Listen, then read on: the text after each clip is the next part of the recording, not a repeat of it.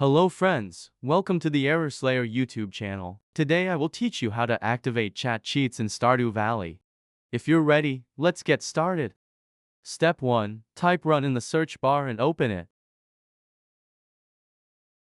Type %appdata% in the run command and click OK. In the open folder, find and open the Stardew Valley folder. Then open the saves folder. Now, open the folder containing the name of your farm where you want to activate the chat cheat.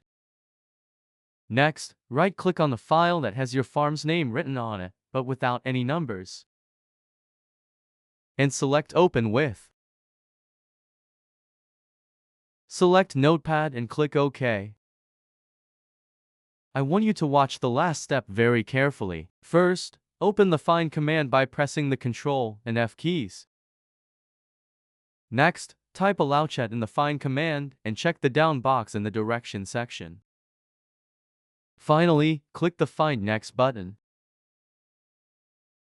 Here's the line of code you're looking for. Now, delete false after allow chat cheats and write true instead.